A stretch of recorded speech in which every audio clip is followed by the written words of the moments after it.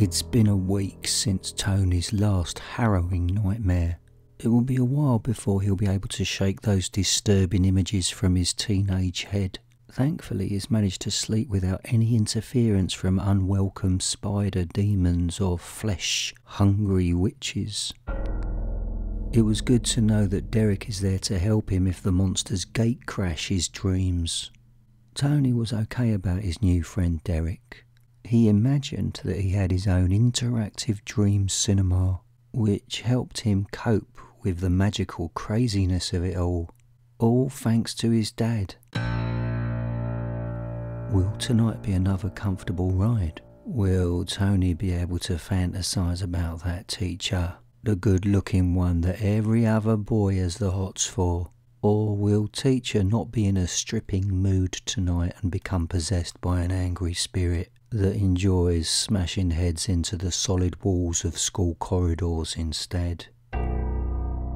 Before sleep time, Tony played a bit on his dad's old PlayStation 2. Dad let Tony have all his old consoles and games. Tony's favourite game was the classic Silent Hill 2.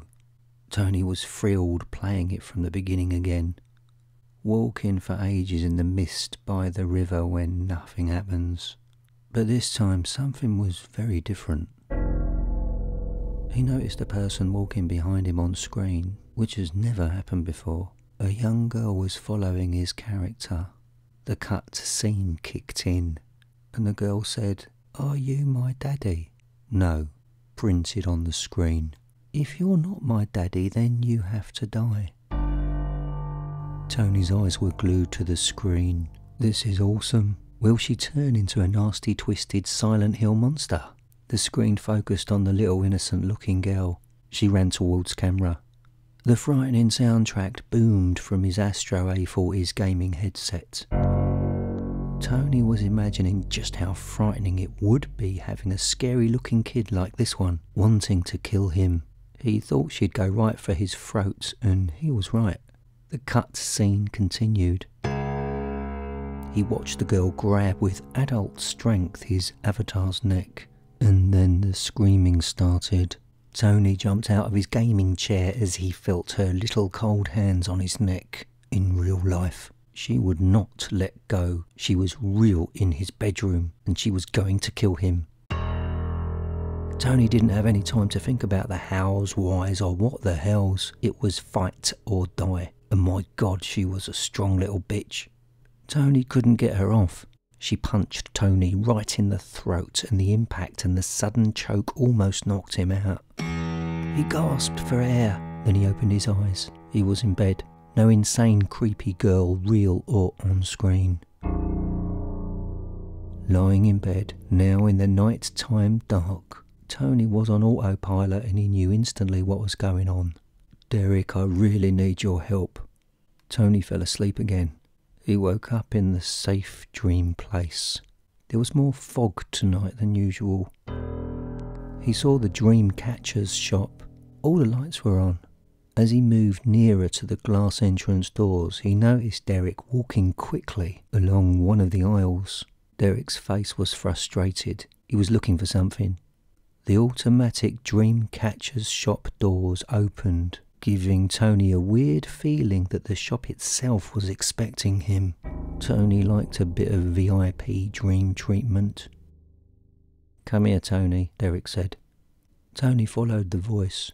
Derek had a large steel bin lid in his hand. "A lost girl inside a game has come for you, am I right?" Tony said, "Yeah, how'd you know?" "Look over there," Derek said.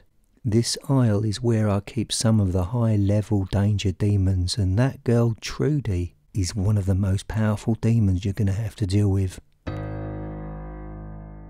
Tony saw the empty steel bin on its side on the floor. "You keep her in a steel garbage bin? How can she survive?"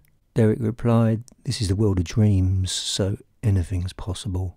She escaped. She must have heard your voice from when you were here last week and decided to escape, then sniff you out. She's strong, isn't she? You can't kill her, but you can get her to return to this bin. The problem is, Tony, is that when you return to where she's actually waiting for you, she's going to be even stronger. So you have to be light on your feet. She's a biter as well, so if she lands a bite anywhere, I'm telling you now, you're going to be ill in real life for at least 3 months. Hospital doctors will think you've caught some tropical skin-eating disease. Then Tony said, I'm ready. Tell me how to trap this nasty demon girl. Derek reached down to get something on a lower white shelf. An old-fashioned locked wooden box. Derek handed the box over and said, in your dream this box will unlock and you'll be able to open it, and inside will be exactly what you need to trap her. Just get up close and you'll know what to do. And Tony, don't enter any conversation with it and don't think it's vulnerable like a little girl. This vicious beast can smell young teenage blood in dreams, just like a great white shark can smell blood in the sea. Tony said, what will happen if whatever this turns into doesn't stop her? Derek looked at Tony. For the first time he looked uncomfortable, like he wasn't sure he should tell Tony the truth. I won't lie to you, if you don't succeed to return her, you'll never wake up. She could actually kill you. Tony returned to sleep, thinking about Derek's instructions and serious warning. This is going to be a dangerous confrontation. Tony returned to the frightening Silent Hill world, but this time, Tony was not playing the game. He was in the actual game, Silent Hill 2. The silence made every little sound around him louder. A nightmare with high-quality Dolby Atmos sound. It was like he had his Astro A40s in his head. He could hear gentle movement of the lake close to him. The fog blanked out most of what he could see. He looked down and opened the wooden box. Inside, waiting to be used, was a pistol, a captive bolt gun, which is used for stunning animals prior to slaughter. Are you my daddy? Tony turned round in this Silent Hill scene. There she was. No, he replied. Then you have to die. Then it all kicked off. The girl demon crouched down on all fours and scuttled towards Tony and crashed into him. He moved fast backwards, looking like he was just blown away by a sawn-off shotgun. It's only a bad dream, Tony said to himself. Thankfully, he didn't drop the pistol when he fell onto the path by the lake. The fog became thicker. He didn't know where the girl was. So Tony concentrated on the sound, just like he does when listening out for footsteps when playing Call of Duty. Then after several seconds of nothing, he sensed movement to his left.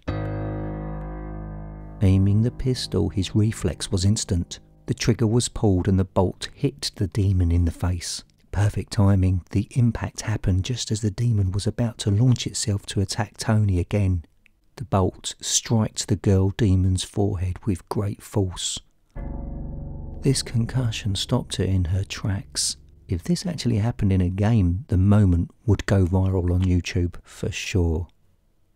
Tony was unharmed. The demon has been knocked out cold.